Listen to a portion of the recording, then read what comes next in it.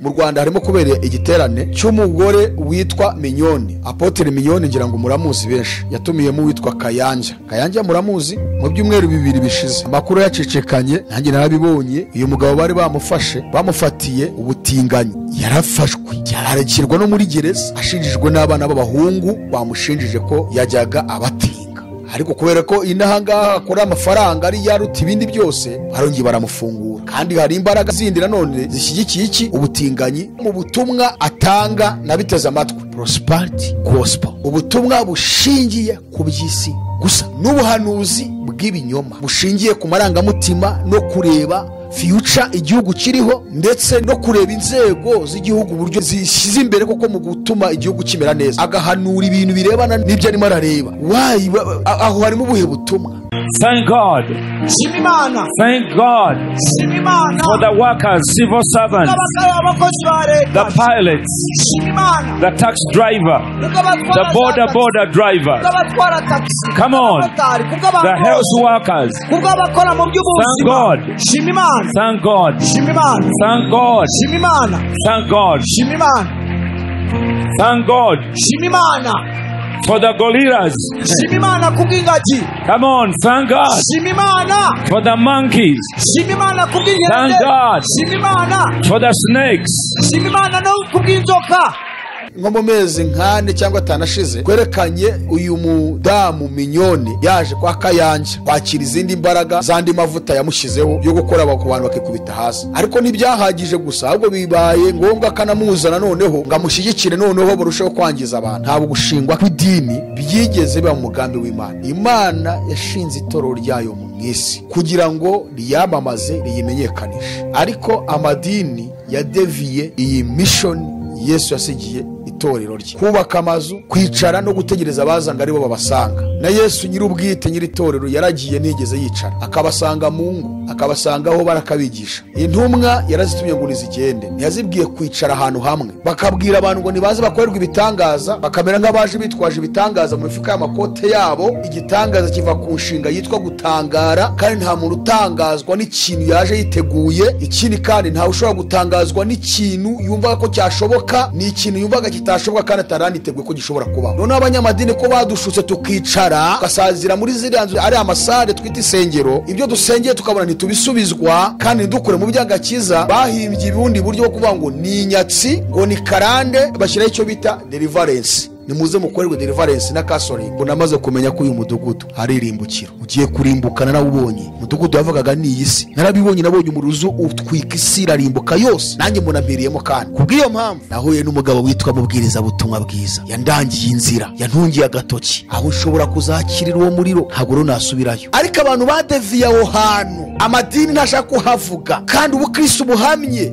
bukomeye ni umuntu wamaze kwizera ibyo. Nubwo isi yahagurukiye kubyanga no kubirwanya, ariko abakristo dukwiye kwiga neza tugasobanukirwa inyigisho yitwa kugaruka kwa Yesu. Mu madini barayiretse, abajyaga bayigisha, abigisha ababwiriza butumwa bwiza barabiretse, ababyandika mu bitabo ntibakibyitayeho. Isi yose, ibihugu, ubutegetsi, Illuminati yarabihagurukiye, abafirimaso barabihagurukiye, abajesuiti barabihagurukiye, noneho byose bigashyirwa mu bikorwa n'umuryango w'abibumbye UN. Iyo ni systeme religio satanique, kwanga izina rya Yesu, kuko intego yabo bashaka ko tuzadusuhuzanya ngo Imana ishimwe, kuko Imana ni iya bose ariko Yesu si uwa bose. Buri wese ijambo Imana ararivuga, nta muntu ku isi n'umupagani avuga Imana, n'undi wese yarivuga, ariko abantu bavuga izina Yesu ni bake. Ni nayo mpamvu Imana yavuze ngo niryo zina mfashe, niryo shizemo ububasha bwanjye, niryo shizemo ubushobozi bwanjye, rizakiza abantu, rizabazura, rizabaha ubugingo buhoraho. Satani ukabizi neza ko ari ryo rizakiza abari mu isi bose, nawe ati rizimwe nizongere kuvugwa, avugwa ijambo Imana. Kandi twabonye ko n'igiti cyakwitwa Imana, n'ibuye ryitwa Imana, n'inzu wayise ukayita Imana, na Bikira Mariya yitwa Imana, na Muhammad yitwa Imana, ikintu cyose usenze cyitwa Imana. Rero murabizi ko impuzamadini intego yabo nuko bavanamo izina Yesu bakajya musuzanya ngo Imana ishimwe. Yesu ashimwe byagiye. Igisobanuro cyo gusobanukirwa Antikristo ninde, akomoka he, azayobora isi ryari, intego ye yo kuza mu isi ku mugaragaro ni iyihe, azakora ryari ku mugaragaro. Ndifuza ko iyi nyigisho buri wese ayumva.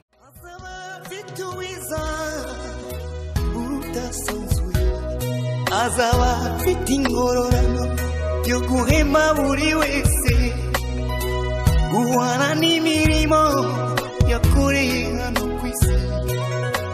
inshuti yanjye aza kwambika ikamba.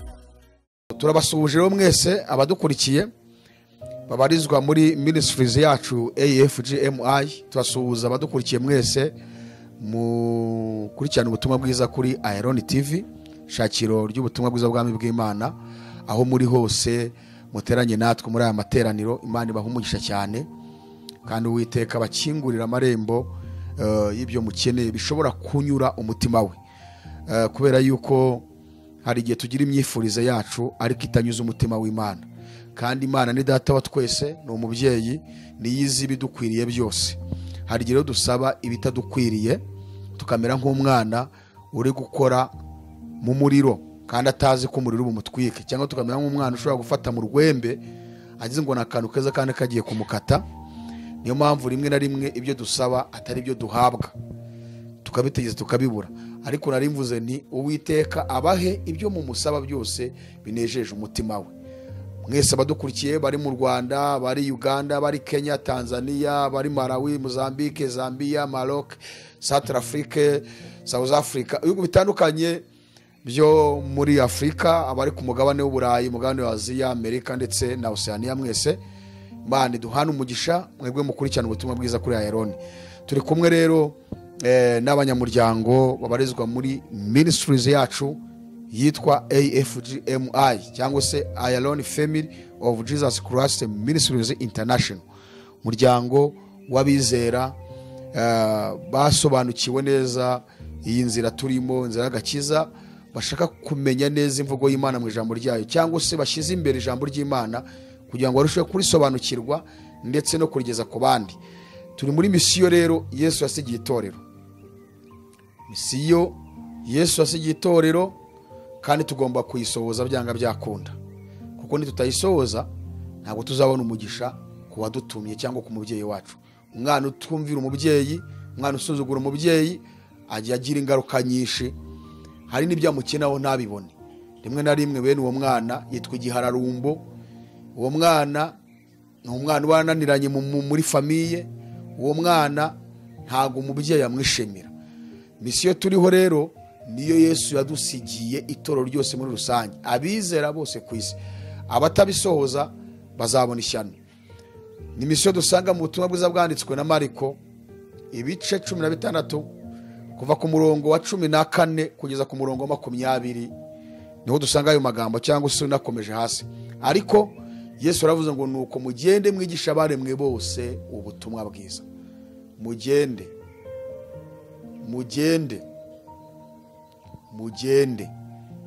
mwigisha abaremwe bose ubutumwa bwiza. Uwizera akabatizwa azakizwa, ariko utizera azacirwaho iteka. Urumva Yesu aratubwira kugenda, nagatubwira kwicara mu mazu yacu twiyubakiye yitwa twisi isengero, kandi tunibeshya tukiyambura icyo Imana yatugize, ko biri tubwira yuko ari twe sengero z'umwuka wera. Bibiliya igaragaza ko itorero rya Kristo ariyo nzu y'Imana, ntabwo ari inzu twubakishije amaboko yacu igizwe n'amabati cyangwa se n'amategura cyangwa n'ibindi na beto n'ibindi. Itorero rya Yesu, abizera ku isi yose bizera Yesu Kristo, nibo nzu y'Imana, nibo rusengero rw'Imana. Rero abo ngabo nibo Yesu arimo gutuma ngo nimugende muhindura abantu.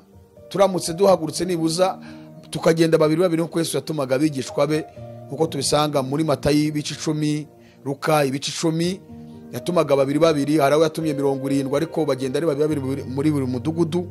Matayo naho yarabivuze 10, babiri. Mu by'ukuri twahindura isako kanya tukaba turarangije. Ariko twabonye ko amadini, cyane ko atari no muri mu mugambi w'Imana, mu gushinga kwayo kw'idini ntabwo riri mu mugambi w'Imana rwose. Ntabwo gushingwa kw'idini byigeze biba mu mugambi w'Imana. Imana yashinze itorero ryayo mu isi kugira ngo riyamamaze, riyimenyekanishe. Ariko amadini yadeviye iyi mission Yesu yasigiye itorero rye, kubaka amazu, kwicara no gutegereza abazanga aribo babasanga. Ndavuga abayobozi b'ayo madini. Na Yesu nyir'ubwite nyir'itorero yaragiye ntigeze yicara, akabasanga mu ngo, akabasanga aho barakabigisha. abamwumvise yajya ahandi bakamukurikira. Intumwa yarazitumye ngo nizigende, ntiyazibwiye kwicara ahantu hamwe ngo bagure ibyuma bashyireho korari iy'iburyo n'iy'ibumoso, bashyireho abadiyakoni, bashyireho abajyenama, bashyireho n'abandi. Yawe mugende. Ndetse twarabibonye ko n'intumwa zashatse kubaka icyo kintu i Yerusalemu mu gihe cy'umwuka wera amanukaga. Imana yemera ko akarengane kabinjiramo baratatana, kandi bituma ivuga butumwa rigera kure. So rero iyo niyo misiyo Yesu azigiye itorero. Muri Mariko turahabonye, no muri Matayo 28 umurongo wa 19 na 20 naho yaravuze ngo nuko mugende muhindure abantu bo mu mahanga yose, mubabatize mu izina rya Data wa twese n'Umwana n'Umwuka wera, mubigishe kwitondera ibyo nababwiye byose. Nimuramuka mwemeye kugenda mugahindura abantu bo mu mahanga yose, mukababatiza, mukabigisha, hari ikintu kizabaho gikomeye kuri mwebwe. Nzaba ndi kumwe namwe iminsi yose kugeza ku mperuka y'isi. Bivuga ngo abantu badasoza imisiyo yitwa kugenda, ntabwo Yesu agomba kuba kumwe nabo. Baririmba, bakora ibintu byinshi, barajijishwa ko ntabwo basoje icyo umwami yavuze, ntabwo ari kumwe nabo. Kandi no muri Mariko ikigaragaza ko azaba ari kumwe nabo nuko yavuze ngo nimugenda hari ibimenyetso bizagumana namwe. Muzirukana abadayimoni mu izina ryanjye, muzavuga indimi nshya, muzafata inzoka, nimunywa n'ikintu cyose cyica nacyo kizabatwana hato, muzarambika ibiganza ku barwayi bakiri. Ibyo ni ibigaragaza ko Yesu koko azaba ari hagati muri bo, arimo kwikorera ibyo bimenyetso. Narababwiye ngo igituma amadini benshi basigaye bajya gushaka imbaraga ikuzimu, abandi bagashaka ubumaji, ni abamajisiye. Abandi bakaba barimo kubeshya, birwabeshya ngo Imana yavuze, bagakora ibitangaza bitari byo, bakabwira abantu ngo nibaze bakorerwa ibitangaza, bakamera nk'abaje bitwaje ibitangaza mu mifuka y'amakote yabo. Igitangaza kiva ku nshinga yitwa gutangara, kandi nta muntu utangazwa n'ikintu yaje yiteguye. Ikindi kandi ntawe ushobora gutangazwa n'ikintu yumvaga ko cyashoboka, ni ikintu yumvaga kitashoboka kandi ataraniteguye ko gishobora kubaho. Ibyo nibyo bigutangaza. Urugero nko kubona umuntu agenda hejuru y'inyanja, urugero nko kubona umuntu azutse yari amaze iminsi 5 yarapfuye cyangwa ine nka Lazaro, urugero nko kubona umuntu ashobora kubwira umusozi ngo wimuka uva ahangaha ugende, ukagenda. Ibyo nibyo byitwa ibitangaza. Ariko umuntu avuga ngo muzaze mukorerwa ibitangaza, ngo ku munsi turaterana, ngo muze mwakibite, ngo ngura wakire igitangaza cyawe, ni ukuvuga ngo aza byitwaje muri costume ye, nawe ukazuje kubyakira. Rero igitangaza kiva ku nshinga yitwa gutangara. Niyo mpamvu ugomba kuza ntabyo wari witeguye, utazi ko binabaho, ugatangara. Aba rero babahamagara ngo muze mwakire ibitangaza, menya ngo koko barabifite nyine, mu gihe munabyiteguye mugiye kubifata. So rero amadini kubera ko atasohoje misiyo Yesu yasigiye itorero, byatumye Yesu ataza kuba muri bo nk'uko abivuze. Bajya guhiga izindi mbaraga, abandi bahinduka bateka mitwe, abandi bajya gushaka ubumaji, bagakoresha ubumaji kugira ngo bigaragare ko ari imbaraga z'Imana zibariho.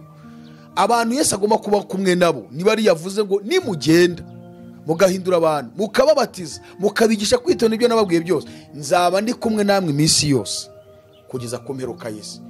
Kandi kizabibamenyesha ko ni kumwe namwe ni ibimenyetso bizagumana n'abizera. Arabivuze 5. Ikindi yongeye kubisobanura neza, abivuga anyuze muri Luka. Luka yarabyanditse mu gitabo cy'ibyakozwe n'intumwa igice cya 1 umurongo wa 8, akwera ku murongo wa 6. Yesu amaze kuzuka arimo arababwira abateranyirije Yerusalemu ku murongo wa 4 n'uwa 5, akababwira ati murindire ibyo Data yasezeranye, ibyo nababwiye, kuko Yohana yabatereshaga amazi, ariko mwebwe mu minsi mike muzabatereshwa umwuka wera. Bibiliya iravuga ku murongo wa 6 ngo abigishwa bahise bamubaza ngo mbese mwami, iki nicyo gihe wenda kugaruramo ubwami bwawe mu Bisiraheli?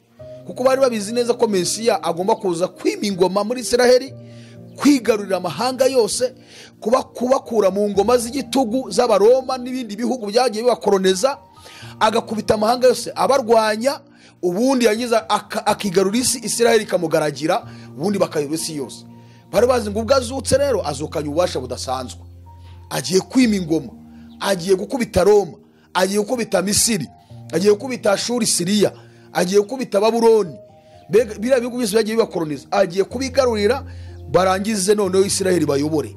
Noneho rero n'umwana rero 11 sorry, ubwo byari kuba ari ibyegera nyine ari ibikomangoma. Baramubaza ngo mbese mwami, iki nicyo gihe wenda kugarura mu bwami bwawe mu Bisiraheli? Yesu arababwira ngo si ibyanyu kumenya iby'iminsi cyangwa ibihe data yagennye, n'ubu twarebwe wenyine. Yongera gutsindagira misiyo arayihamya, arababwira ku murongo wa 8 ngo icyakora muzahabwa imbaraga umwuka wera nabamanukira, kandi muzabagabo bo kumamya uhereye Yerusalemu ni Yudaya ni Samariya no kugera ku mpera y'isi. Nta bintu byo kwicara Yesu aracyabitsindagira, abivuze amaze kuzuka. So rero AFGMI ni ministries yiteguye kwamamaza ubutumwa bwiza ku isi yose, kandi ikagenda itangiza amatorero hirya no hino ku isi. Niyo mpamvu ari ministries, naga ari ministry, ni ministries. Rero turarikira umuntu wese ushaka kwifatanya natwe, kuko wamaze kumva neza ubutumwa bwiza, ukamenya ko tugomba kumvira uwadutumye. Ubishatse watujeninga ni ubushake bwawe, cyangwa se ukavuga uti ni gute nakwifatanya namwe mu kwamaza ubutumwa. Turi muri gahunda yo kwiga Bibiliya, ishuri rya Bibiliya Bible Study. Twiga ku wa mbere, ku wa gatatu, ku wa gatanu, iyo minsi 3. Tukajya n'iterano ryo ku cyumweru. Iyo ushaka rero kubana natwe, kwifatanya natwe, ugomba kuba nta dini ufite. Ukiri mu idini ntabwo tukwakira, kuko ntabwo ushobora guhuza ubutumwa bwiza bw'ubwami bw'Imana tuguha n'inyigisho uhabwa mu idini. Iyo uhawe ubutumwa bwiza ukajya mu idini, bagukoropamo ibyo wize. Bisaba ngo ubanzure kure, noneho uze wakira ubutumwa buguhindure, nawe ugende kwamaza ubutumwa bwiza. Niyo mpamvu abantu benshi bari mu ngaruka nyinshi z'agakiza, bakabeshwa ngo ni inyatsi, ngo ni karande, bakabwirwa ibintu byinshi, ariko nuko banze kumvira umubyeyi cyo yabatumye. Ibyo basengeye ntibabihabwe, kandi Yesu yaravuze ngo musabe muzahabwa, mushake muzabona, mukomange ku rugi muzakingurirwa. Kubera ko usabye ahabwa, n'ushakitse abona, nuko manze ku rugi akagira gute, agakingurirwa. Noneho abanyamadini ko badushutse tukicara tukasazira muri ziriya nzu ari amasare twita isengero, ibyo dusengeye tukabona ntitubisubizwa, kandi ntidukure mu by'agakiza. Bahimbye ubundi buryo bwo kuvuga ngo ni inyatsi, ngo ni karande, bashyiraho icyo bita deliverance. Nimuze mukorerwe deliverance na counseling. Bakiriwe bavuga ngo muzane ibitambo kugira ngo Imana ibashe namwe kugira ikikora. Mbega Imana iragurirwa, kandi ubundi munyarwanda Yesu umwana we ngo ni ntigurirwa. Imana ntigurirwa, niki wayigura se, niki wayihasa? Igitambo kimwe cyabuze cyitwa Yesu Kristo wenyine. Iyo haje ibitambo, ubwo muba mutesha agaciro igitambo kimwe cy'umwami wacu Yesu Kristo.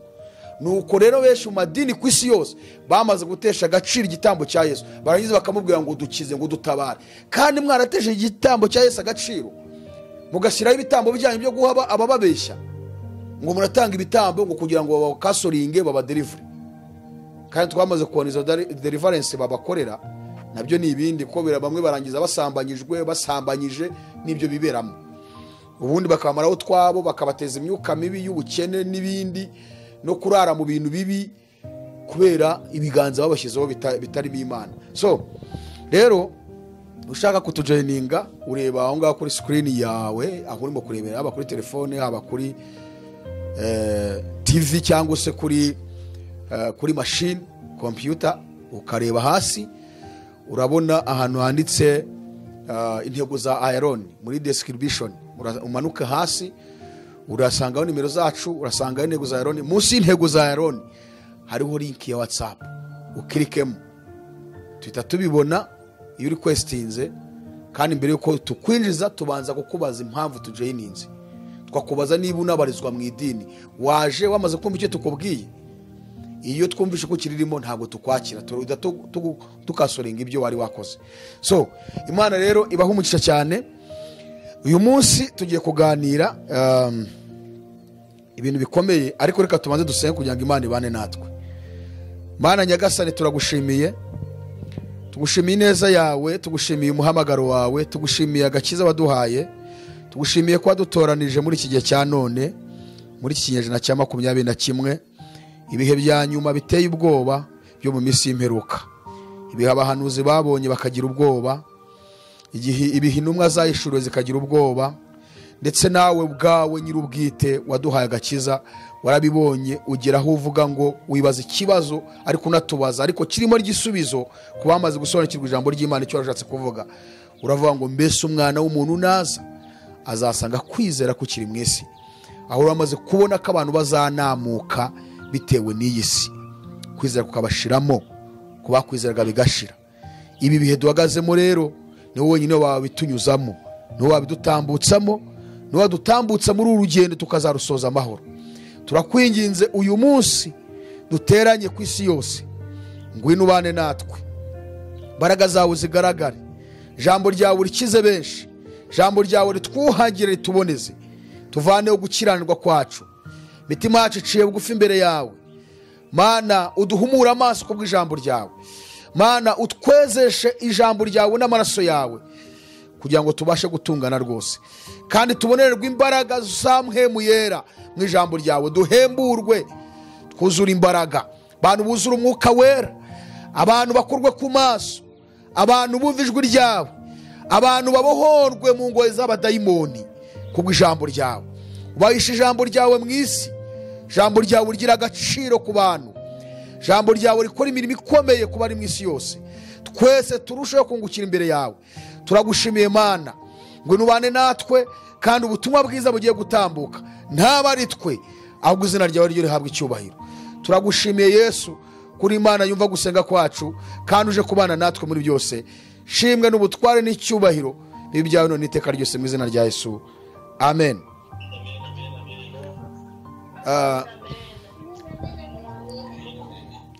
Hari inyigisho shaka ko tuganira, nk'ababarizwa muri ministries yacu ndetse n'abadukurikiye kuri Ayaroni, bizera bakijijwe n'abatizera, ariko cyane noneho nk'abari gutozwa tugomba kuvuga ubutumwa bwiza. Dukwiriye gusobanukirwa neza iyo nyigisho mu buryo buri claire, mu buryo bwa nyabwo buzima, kubera yuko abantu benshi bayigisha mu buryo bwinshi butandukanye, kandi twebwe turashaka gukora navuga ngo nabyita ngo ikisi nk'impindura amatwara, cyangwa se ni ukugarura ubutumwa bwiza bw'ubwami bwa nyabwo bubasha gukiza abantu. Kandi ikindi ni ubutumwa tukwiye kubanza kwizera, niyo fondasiyo y'ubundi butumwa bwose tugomba kuvuga cyangwa natwe twumva. Cyane ko muri iyi minsi y'imperuka izo nyigisho ntizikigishwa, kandi isi yahagurukiye kuzirwanya. Iyo nyigisho ushaka kuvuga ni iyihe, kugira ngo mbashe kugusasira ibyo ngibyo? Ni inyigisho irebana no kugaruka kwa Yesu. Ubu ni ubutumwa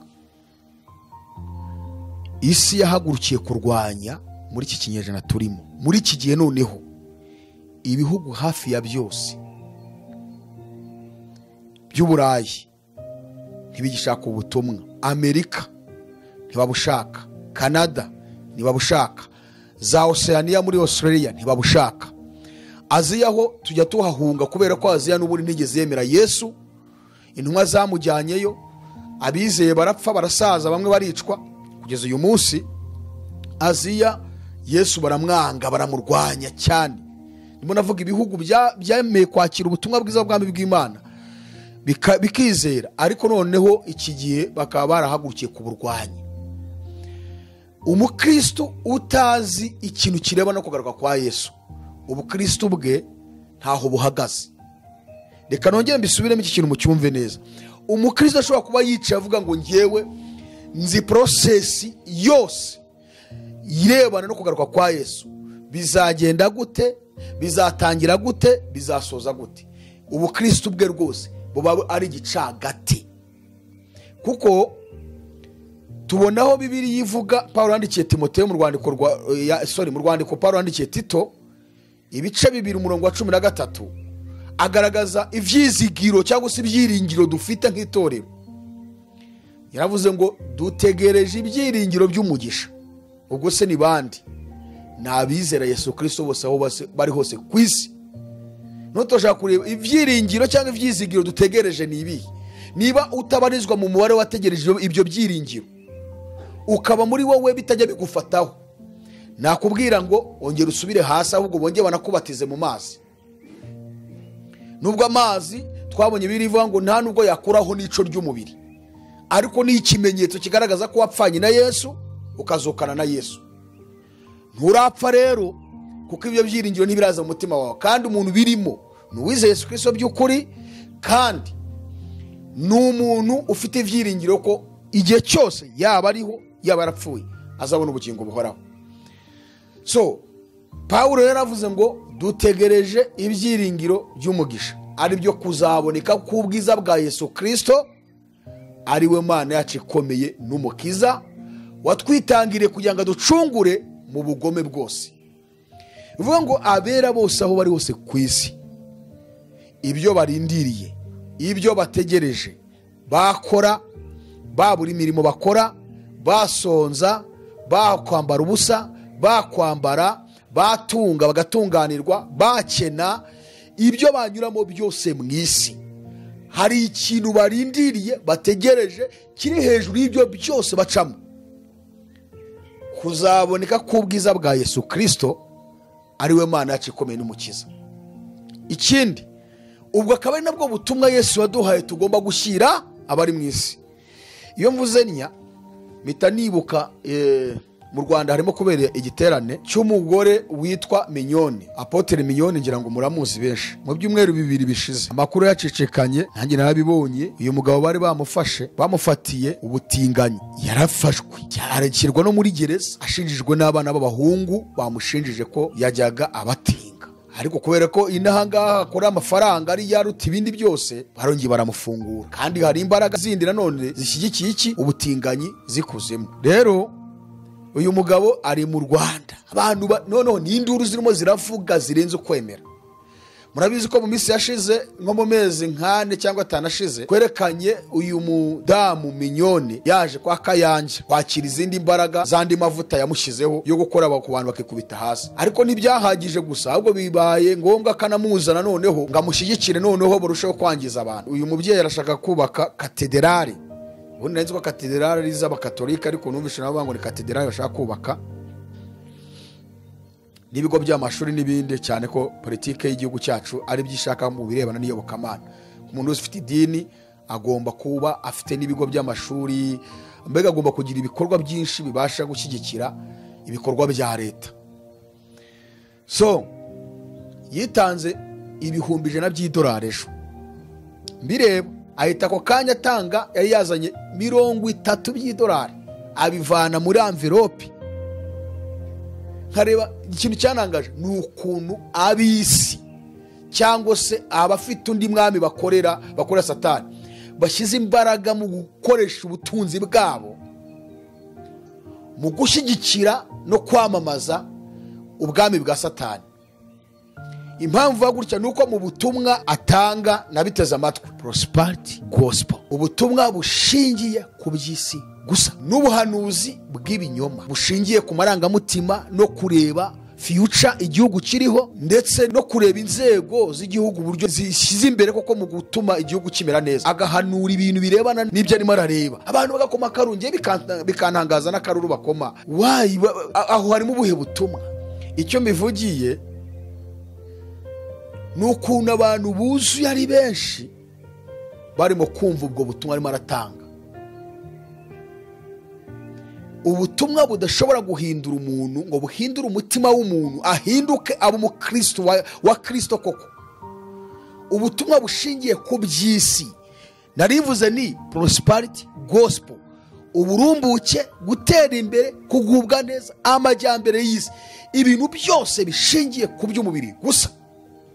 Haba ngo ubuhanuzi arimo aratanga, haba inyigisho arimo aratanga, abantu bari gukoma akaruru ubanza n'amafirimbi barayazanyemo, na bya bintu hari bavuza ku mupira, abantu bari guhagarara no bageraho bakananirwa kwicara kubera ngo bafashijwe, kumbi ni wa mwuka nyine w'umwanzi wabagezemo, bagahagarara bafashijwe byabarenze. Ariko ku mugezi ujya mu ijuru uteze amatwi, nta butumwa bwiza bw'ubwami bw'Imana burimo.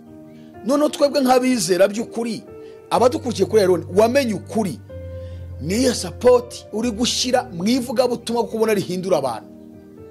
Muzi ikibazo gihari, ab'isi bahuje umugambi, bahuje umutima, bahuje imbaraga zo gukomeza ubwami bwa Satani. Ariko ab'ijuru bahorana amacakubiri, bahorana kutumvikana, bahorana ubwikunde, ni abanyeshyari, ni abanyenzara, ni abanyabugugu, ni abantu bavuga ngo iki ninyikora uriya muntu ndabamugiriye neza. Kandi wagashize imbaraga aho hantu kugira ngo n'ubwami bw'Imana bugire gute, bukomere. Niba ubonye umuntu koko uri kuvuga ubutumwa bwiza bw'ubwami bw'Imana buhindura abantu, ukaba uzi neza ko ubwumvise ko ari ubutumwa bwiza, wakabaye uwa mbere mu kumusapotinga. Ugomba kuba uwa mbere mu guhita umushyigikira, uvuga ngo niki nakora ngo nshyigikire uyu muntu kugira ngo ubutumwa bwiza burusheho kumenyekana. Ariko ikibazo, twebwe ab'ijuru biratunaniye mu gihe ab'isi bimazemo igihe abantu bigisha inyigisho zose zirimo gukundisha abantu iby'isi. Ni abantu bahuza umutima, ni abantu bahuje, ni abantu bumvikana, baratumirana. Ariko twebwe abakristo tuzi neza ubutumwa bwa nyabwo. Okay, noneho ukibaza abo bantu ibintu bakurikiye, ukumva ubutumwa baravuga, nta butumwa burimo bugendanye n'ibyo ndimo ndababwira. Niyo mubabwiye ngo umukristo udasobanukiwe ikintu cyitwa kugaruka kwa Yesu, aho yicaye mu idini rye akaba atigishwa iyo nyigisho, bishop, apostle, archbishop, evangelist, pasteri, mosenyeri, karidino runaka cyangwa se padiri, udashobora kwigisha inyigisho nawe ubwo akaba atayizi, navuga ngo yubatse ku musenyi, ntazi n'ibyo arimo. Agakiza kanya nuko uvuga ngo ntegereje ibyiringiro by'umugisha ari byo kuzaboneka ku bwiza bwa Yesu Kristo, kuko ari we Mana yanjye ikomeye n'umukiza wanyitangiye. Ukaba ubizi, ubisobanukiwe, ubizi ngo process yabyo niyi, inzira bigomba gucamo niyi. Niyi si yakwibirindura, niyo wahura n'ibimeze bite, ntayishobora kukunaniza mu rugendo. Nta nubwo wakwirukanka n'ibyirukanka, ahubwo ugendana n'abagenda mu rugendo. Koko ntabwo ugendana n'ibihinda gusa, uwo muntu nta gahinda. Ibintu bye byose biba biri ku murongo, areba ngo ahantu niho inzira iri. Uyu mwene data tubanye inzira imucamo, turafatanyije kuko mwibuka ko dusangiye imbuto. Niyo mpamvu Yesu yavuze ngo muzabamenyera ku mbuto zabo. Vuga ngo nkusoromyeho imbuto nawe ukansoromaho imbuto, umpindukiye inzira nanjye nguhindukiye inzira igera mu ijuru. Niyo mpamvu mu byahishuwe twabonye ibice 22 umurongo wa 15, were ku murongo wa 14, 13-14, hari ijambo rivuga ngo hahirwa abamesera ibishura byabo kugira ngo bemererwe kwegera cya giti cy'ubugingo kandi banyure mu marembo binjire muri rwa rurembo. Nigeze kubabaza nabaza ngo ese amarembo avugwa ahangaha tugomba kunyuramo tugashyika mu rurembo ni ayahe? Ngo kugira ngo banyure mu marembo binjire muri rwa rurembo. Amarembo avugwa ni umukristo mugenzi wawe. Ni ukuvuga ngo umukristo mugenzi wanjye niwe umbera irembo, nanjye nkamubera irembo, binyuze muri za mbuto za mpwemu yera. Iyo unyereye imbuto mbi birangiza nanjye mpindutse mubi. Iyo unyereye imbuto nziza nkazisoroma nkazirya, nanjye nera imbuto nziza. Bivuga ngo amarembo avuzwe ni abizera babera abandi amarembo, ukambera irembo nanjye nkakubera irembo. Kuko hari igihe tubibisitaza kuri bagenzi bacu, hari igihe ducogoza bagenzi bacu. So ni ukuvuga ngo rero inshuti z'Imana, bene data turi kumwe, turimo gufatanya mu gusobanukirwa no kumenya iyi nzira ndetse n'uburyo tugomba gusohoza mission Yesu yasigiye itorero. n'abadukurikiye kuri Iron TV koko mwizeye. Niba utari wanizera iki nicyo gihe, kuko turabona ko igihe cyadushiranye. Buri wese akwiye gusobanukirwa inyigisho, kuko iyi nyigisho ni inyigisho isi yahagurukiye muri ibi bihe badashaka ko yigishwa. Icyo mbivugiye narindi kubibutsa, muribuka mu gutangira iyi ministry yacu itangira, muribuka neza ababyeyi bamwe bahagurutse muri Canada bakajya kubaza abayobozi babo mu idini babarizwagamo, kuko bari baramaze kuvayo. Babaza abayobozi babo, kuki mutatwigisha inyigisho n'izi turimo turumva, inyigisho zo kugaruka kwa Yesu, ibimenyetso byo kugaruka kwa Yesu, kuki tutajya tubyumva? Ninde muntu waba wibuka umuntu ugeze kubitubwira uko paseri we yamusubije? Murabyibuka?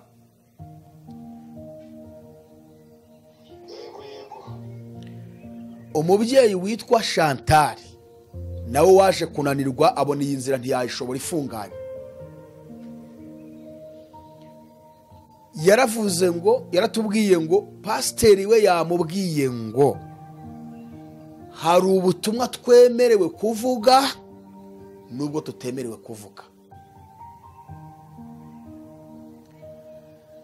Kuvuga ibintu birebana no kugaruka kwa Yesu, kwigisha ibintu birebana n'ibimenyetso byo kugaruka kwa Yesu, kuvuga ku cyaha, kwihanisha abantu ngo baze, kwa kundi uhamagara abantu ngo baze bihane mukabasengera bamaze kwatura Yesu, ntabwo ngo babyemerewe. Kwibeshya ukigisha ugakora ku cyaha ukavuga ngo abantu mwihane ukava ku butinga, ntibyemewe. Kwerekana ko isi izashira, ntibyemewe. Barangije baramubaza ngo none se ubwo mukaba muri kutujyana mu ihe nzira? Ngo nyine ngo tubaha ubutumwa nyine ngo dufite, ngo kandi nabwo burabafasha. Ngo hari na bamwe bagiye bafungwa, yarababwiye ngo hari na bamwe barenze ku byo babwiwe barafungwa, ngo bari muri gereza. Ngo none murajya ngo natwe tuzafungwe? Vuga ngo bya bindi Yesu yavuze ngo umuntu wese ukunda ubugingo bwe azabubura, ariko uwanga ubugingo bwe ku bwanjye no kubw'ubutumwa bwiza azabukiza. Abo ngabo iryo jambo bararyirengagije. Uwanga ubugingo bwe ku bwa Yesu no kubw'ubutumwa bwiza, bivuga ngo abo bahisemo kububura no kububurisha abo barimo kubwiriza ubwo butumwa bugupfuye. Wibaze niba noneho barahagurukiye kurwanya ko ubwo butumwa butambuka, urumva ko baza agaciro kabwo? Umumama umwe twize kuganira uri muri Amerika, yaratuye muri leta imwe, ntabwo nyibuka ko ari mu bantu batwaye n'igitabo cy'ukuri nahishwe, ariko leta yaratuyemo ni leta irimo aba bantu bafite imyizerere y'abantu bitwa ngo ni abamorumo. Ni igice gituyemo abamorumo gusa, kuko ngo n'imirimo yabo nishaka gukora ugomba kubanza kwinjira mu iyo myizerere yabo. Yageze rahangana n'abashaka gukomeza gukora ivugabutumwa biba birebire cyane, ariko yambwiye ukuntu yagiye gushaka icyangombwa cyo gutangiza idini. Bamuzanira stati iriho ibyo agomba gukurikiza byose. Muri ibyo bamuzaniye harimo no kumubuza kwigisha inyigisho z'ibyaha, izo kugaruka kwa Yesu, imizo yo kugaruka kwa Yesu, kudakora ku mutinganyi ngo umuvuge nabi, kumwakira akaza mu idini yawe, kuba wamushingira. Yarambwiye, yarabinsomye, yarambwira ati ibyo bintu barambwiye ngo genda wicare hariya ubanze utuze ubisome neza, numara kubyumva neza ukumva uzabikurikiza, turakwemera ujye gutangira. Yarabisomye, arabireba, aravanga kugira ngo nzabura ubugingo. Nirivuga ubutumwa ryahagarara, niba Imana ibona ko ari cyo giye kurivuga ifite uburyo izabicishamo. Abasubiza ibyabo, arababwira ngo no, ndabiretse ibyo nashaka gutangiza. Ngira ngo no mu Rwanda mu minsi yashize baherutse kubivuga ko abantu bigisha inyigisho zirebana no kugaruka kwa Yesu, ibimenyetso ngo batera abantu ubwo banga isi igiye kurangira. Ibyo bintu bigomba guhagarikwa mu guteza isi imbere no gukuraho ubukene n'inzara n'ibiki. Bashaka nibuza ko bizageza muri 2030 nibuza bigeze kure.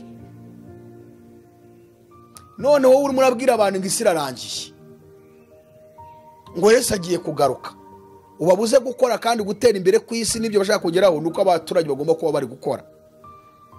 Ariko ubutumwa bwiza bw'ubwami bw'Imana ntabwo bubuza abantu gukora. Muribuka ko tugiye gutangira urwandiko Pawulo yandikiye Abatesalonike.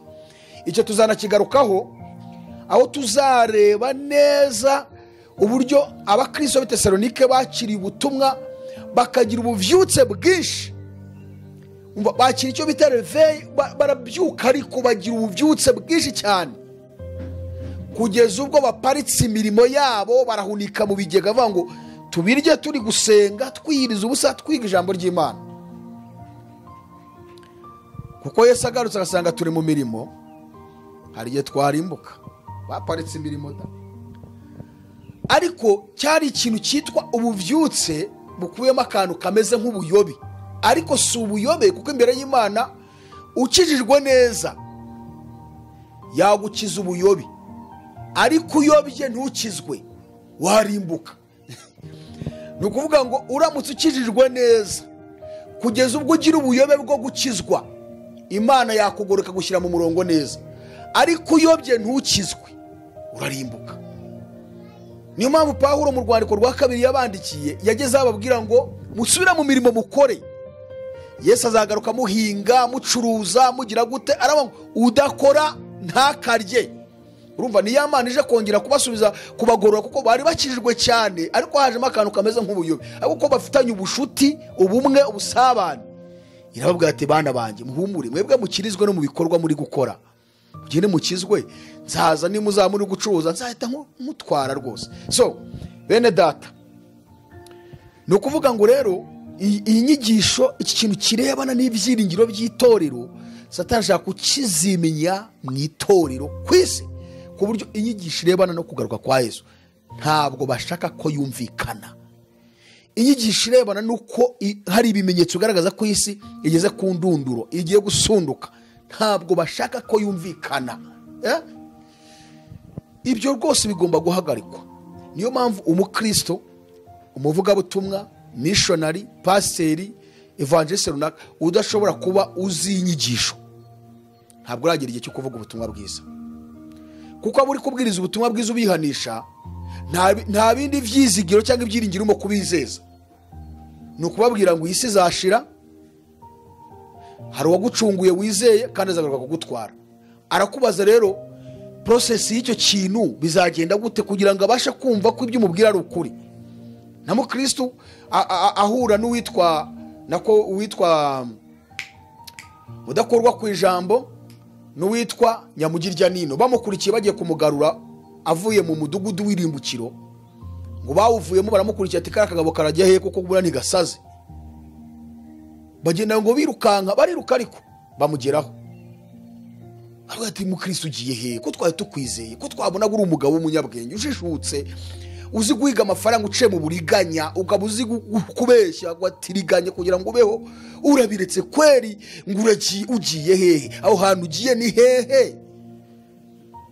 Ku buryo wirengagiza ubutunzi bwa hariya muri uyu mudugudu kweri, wirengagiza kwicara mu kabari ngo nawe unywe irikeri nziza cyane usangiye n'abagabo bagenzi babo, kwicara n'abagabo mugasangira murimo kunywa shahu kuko pe.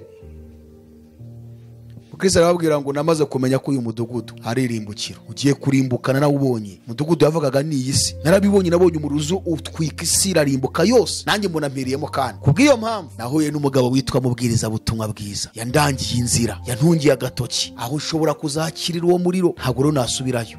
Hanyuma rero Nyamugirya Nino ati ndagira ngo usobanurire neza. Urumva Nyamugirya Nino sabateba akosha umuntu urutishije ibintu yararimo ko byari byiza, aho hantu haba hameze hate, ko ashobora kuba harenze, kuko bari bamugoragoje yabananiye. Ati mbwira nibuzaho gatoya, mbwire nk'igice gitoya cy'ibyo bintu weretswe wabonye byaho hantu uri murajya, nanjye numve ko nagufasha mu rugendo. Mu Kristo nta bindi yamubwiye, Yesu amubwira urembo rwera rwo mu ijuru, yamubwiye ijuru, amubwira ibyiza byaryo, amubwira umwami waho, aramusobanura. Nyamugirya Nino atangira gufashwa. Ba Nyamugirya Nino rero bemera vuba, ariko kubigumamo bikabananira. arafashwa we, aravuga ati nuko bimeze. Undi ati oya, ahubwo se ntacyo nkubwiye, wowe ngwino tugende ahubwo uzamenya byinshi birenze ibi ngibi. Udakorwa ku ijambo ati nawe ubaye ikigoryi nkawe, ubaye injiji kweri, ubu ugorye kubwira bwakirura bwemeye. Undi ati rero udakorwa ku ijambo, nkurikije ahantu umuntu avuze haba ari heza kurenza aho twari turi. Okay, undi rero ni mudakorwa ku ijambo nyine, ati ngaho bikigoryi nkawe, ngaho ni mugende, gende yigendeye, ntajya kurwa ku ijambo. Arangije arigendera. Icyo shaka kuvuga nuko Nyamugirya Nino ibyo yabwiwe ni iby'ijuru, no kugaruka kwa Yesu n'ubugingo buhoraho, nibyo byatumye Nyamugirya Nino yihangana agenda igihe gito. Rero ubutumwa bwiza bw'ubwami bw'Imana narababwiye ngo bukubiyemo ibintu 5. Icyambere ni ukwigisha kuvuka kwa Yesu, 2 gupfa kwa Yesu, 3 kuzuka kwa Yesu, 4 kugaruka kwa Yesu, 5 urubanza ku batuye isi bose banze kwizera n'ubugingo buhoraho kubihana. Ni ukuvuga ngo igihe cyose utavuga ubutumwa bubwerekeye aho hantu urashywa n'ubusa. Kandi nuvuga kuvuka kwa Yesu, nturi buvuga kuvuga kwa Yesu utabanje kuvuga ijuru, utabanje kuvuga inama y'ijuru yateranye, udasobanuye Yesu we yaturutse he, byagenze bite, byamaze imyaka 1000 bingana iki, ese ubundi kuki yaje, ni iyihe mpamvu yabiteye, urasobanura kuremwa k'umuntu, kuremwa kw'isi, icyaho ko cyinjiye mu isi, uko umuntu aciriweho iteka, n'icyatumye uwo Yesu aza. Uze kugira noneho ku kuvuka kwe, nayo ni inyigisho ikomeye, gusobanura kuvuka kwa Yesu, gusobanura ivuka rya Yesu, gusamwa kwe, kuvuka kwe, byose. Murumva rero ni inyigisho ndende zitarangira, ariko abantu badeviye aho hantu, amadini ntashaka kuhavuga, kandi ubukristo buhamye bukomeye ni umuntu wamaze kwizera ibyo.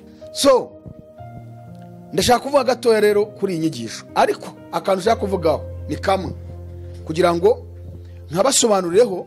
Hari abantu bigeze kugenda bakabazaho nkabibabwira mushura kubera inyigisho nyinshi tuba turimo turiga, ariko ndagira ngo mumbabarire mufate uyu murongo tugiye kwigaho uyu munsi, mufata aya magambo, kuko muzajya guhindura abantu benshi kandi bazabaza ibintu byinshi. Abadukurikiye kuri Aroni, buri wese akwiye kumenya ubu buryo turimo n'ibyo twiteguye tuzabona, cyangwa cyangwa turindiriye nk'uko Pawulo abivuze, cyangwa dutegereje, kuko ibyiringiro byacu ni ukuzaboneka ku bwiza bwa Yesu Kristo. Ni nayo mpamvu mu Baroma igice cya 8 umurongo 24 na 25 agaragaza ko ibyo vyizigiro cyangwa ibyo byiringiro bitari byasohora, ntabwo birasohora, ngo kandi ubwo bitarasohora tugomba kubitegereza twihanganye.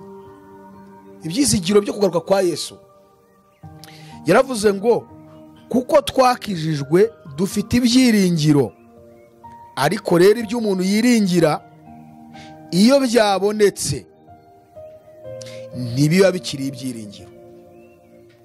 Ahita avuga ngo ni ikibazo wabajije, ninde se wakwiringira cyangwa wakwizigira kubona icyo amaze kubona? 25 arasubiza, nyamara twebwe twiringira ibyo tutabonye tubitegereza twihangana. Ibyo tutarabona ni ibihe? Ni biriya Pawulo avuze ngo turabitegereje, ari byo kuzaboneka ku bwiza bwa Yesu Kristo.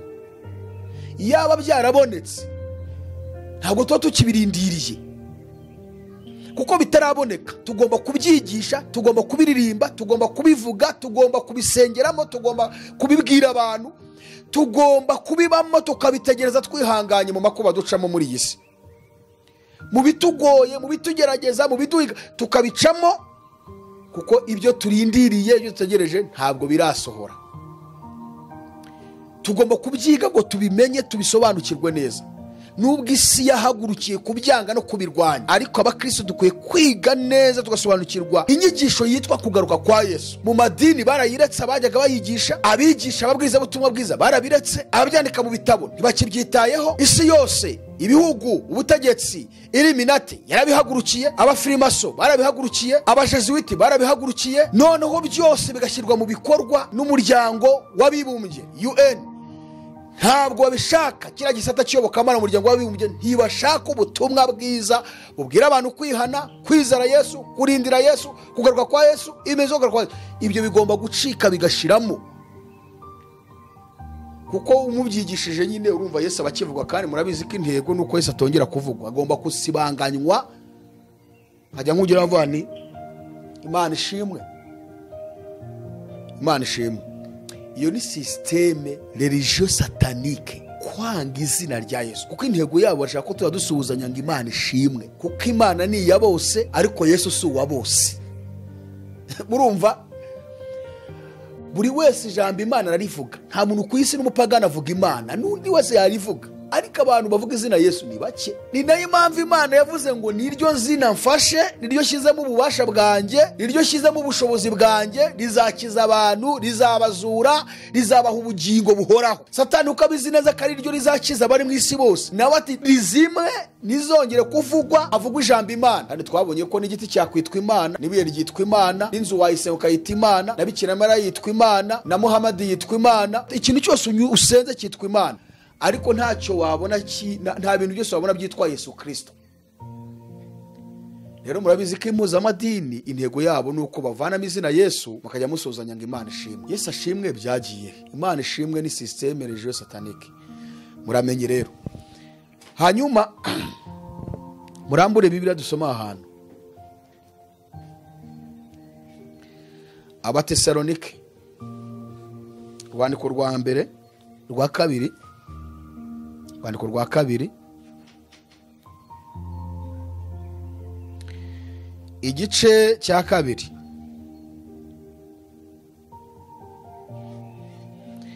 kuva ku murongo wa mbere ndageza ku murongo wa 11, ariko umurongo nshaka cyane ni umurongo wa 3 kuri B yaho, ndetse n'umurongo wa 6. Reka subiremo muwumve neza, umurongo wa 3 B yawo n'umurongo wa 6. Igisobanuro cyo gusobanukirwa Antikristo ninde, akomoka he, azayobora isi ryari, intego ye yo kuza mu isi ku mugaragaro ni iyihe, azakora ryari ku mugaragaro. Ndifuza ko iyi nyigisho buri wese ayumva kandi ukayifata mu mutwe kugira ngo uzabashe gusobanura, kuko ahantu abantu benshi bahigisha ukwabo.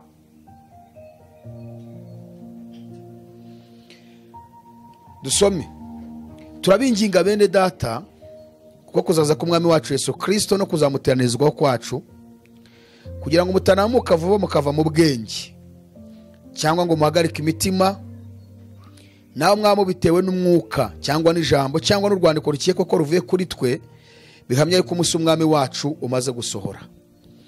Ntihakagire umuntu uboshye uburyo bwose, kuko uwo munsi, ni wa murongo nababwiraga, kuko uwo munsi utazaza kurya kwimura Imana kutabanje kubaho, kandi urya munyabugome atarayishurwa ari we mwana wo kurimbuka. Iyo ni be y'umurongo nababwiye tugomba kuvugaho. Ni umubisha wishyira hejuru icyitwa Imana cyose cyangwa igisengwa, kugira ngo yicare mu rusengero rw'Imana yerekane ko ari Imana. Ntimwibuka yuko nababwiye ibyo nkiri kumwe namwe, kandi none muzi ko ikimubuza ari ukugira ngo azayishurwe mu gihe cye. Umurongo wa 6 nabwiye ngo turawuvugaho. Kandi none muzi yuko ikimubuza ari ukugira ngo azayishurwe mu gihe cye. N'umurongo wa 7 nawo turawugarukaho, kuko amayoberane y'ubugome n'ubu atangiye gukora. B y'umurongo wa 7, ariko ntazayishurwa keretse uyabuze ubu akuweho. Aka karongo, ntazayishurwa ubu keretse uyakuyeho, keretse uyabuza ubu akuweho. Ntazayishurwa keretse uyabuze ubu akuweho. amayoberane y'ubugome bwa antikristo ntazahishurwa keretse uyabuze ubu akuweho. bivuye ngo azahishurwa ari uko uwo nguwo amaze gukurwaho.